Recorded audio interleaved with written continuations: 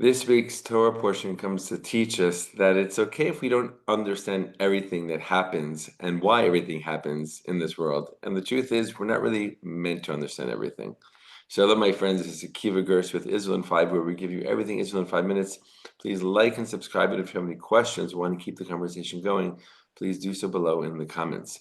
This week's Torah portion, Chukat, opens up with a very, very interesting and unique mitzvah, which is called the mitzvah of the red heifer. It's when somebody gets impurified by coming into direct contact with a dead body. And that's the highest level of impurity in the framework of Jewish law. And therefore, they must go through a very specific ritual to become pure. The whole thing takes a week, but it specifically involves the ashes of a completely red cow that's then mixed with living waters and certain plants, and the water mixture is sprinkled on the person who became impure. It's a 7-day period. They get sprinkled on a couple of times. But that in and of itself is like, why does that bring purity to somebody who became impure?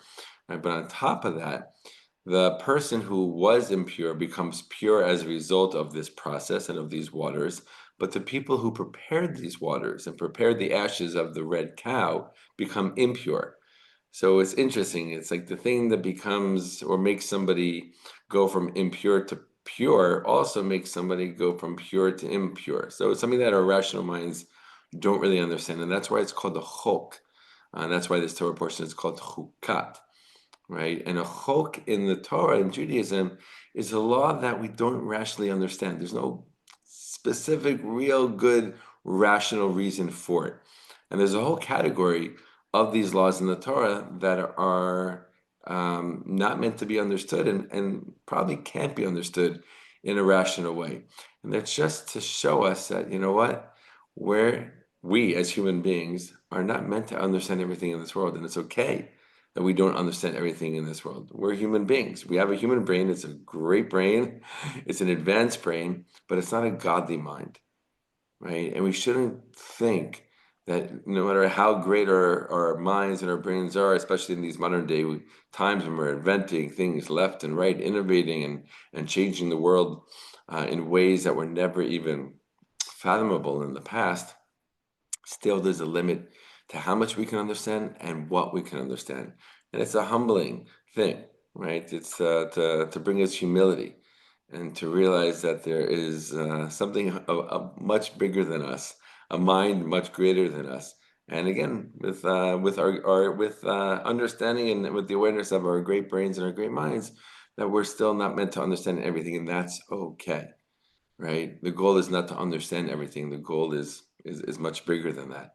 And so this week's Torah portion comes to teach us that kind of as a hidden life lesson as we learn about this very, very specific commandment. Later on in the Torah portion, we learn about the deaths, both of Miriam and of Aaron, right? The sister and brother of Moses. And that leaves Moses alone in the final kind of chapter of the 40 years of wandering through the desert, leading the children of Israel to the borders of the land of Israel. And we know that Moses won't go into the land of Israel, and that is also connected to this week's Torah portion, because it's in this week's Torah portion where for the second time Moses is asked to bring water to the nation that is complaining about not having water to drink. The first time he was told to hit the rock, the waters came out. The second time he was told to speak to the rock, but instead he hit the rock. It might not seem like such a big deal to speak to a rock instead of hitting a rock, or hitting a rock instead of speaking to a rock. But Moses was directed by God to speak to the rock this time, right, and bring out the waters that way. He didn't in the end, and he hit the rock. And while the waters did come out and the people had what to drink, God right away told him that because of what he just did, that he didn't listen exactly to the directive, to the command of God, he's going to be punished and he's not going to go into the land of Israel. Right now, to our rational minds, right, this doesn't make sense. How is this possible? He hit the rock and didn't speak to the rock, and now he can't go into the land of Israel. He's the leader of the Israelites. He's been leading them through the desert for 40 years through all kinds of challenging moments, and now we can't go into the land of Israel. That's not fair. Our rational minds would tell us. Well, that's our rational minds, and that's another great example in the same Torah portion where certain things in this world we can understand.